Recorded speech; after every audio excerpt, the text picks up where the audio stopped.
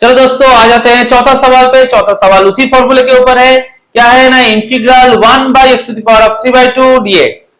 Fraction में है, denominator को हम लोग न्यूमरेटर में लेके जाएंगे तो साइन चेंज हो जाएगा इंटीग्रल x⁻³ dx। अब फॉर्मूला पहला वाला का इस्तेमाल x⁻³ + 1 बाय -3/2 + 1 कैलकुलेशंस करेंगे, फ्रैक्शन का रिजल्ट आ जाएगा x⁻½ बाय -½ नीचे का रेसिप्रोकल होके आ जाएगा -2 और x⁻⁻ रहने से वो डिनोमिनेटर में आ जाएगा और हाफ का एक्सप्रेशन में हो जाता है रूट, तो फाइनल आंसर हो जाएगा -2/√x। पावर में हाफ रहा तो उसी को हम लोग स्क्वायर रूट कहते हैं, तो -2/√x + c। ये हो गया हमारा चौथा आंसर। अब चले आते हैं पांचवा सवाल पे। पांचवा सवाल एक नया फॉर्मूले को लेके आता है। क्या फॉर्मूला है ना, integral a⁴x dx equals to a⁴x by log a base e। यहां पे x पावर में है, बेस में नहीं। जब पावर में x रहेगा तो उसको log के टर्म में लेके आना पड़ता है।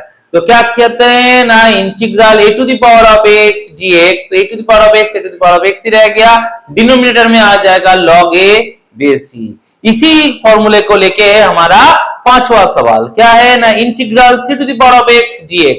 देखो a के जगह पे 3 लिखा हुआ है, पावर में x ही है, तो एकदम फॉर्मूले को फॉलो करेंगे। 3x log 3 base e plus c।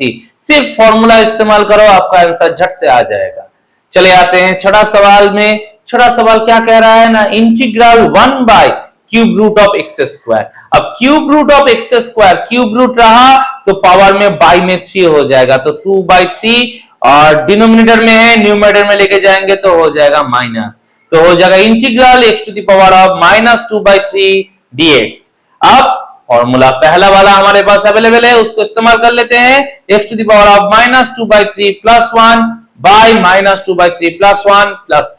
फिर फ्रैक्शन का कैलकुलेशंस करेंगे, रिजल्ट आएगा x⁻⁻³ बाय 1/3 + c।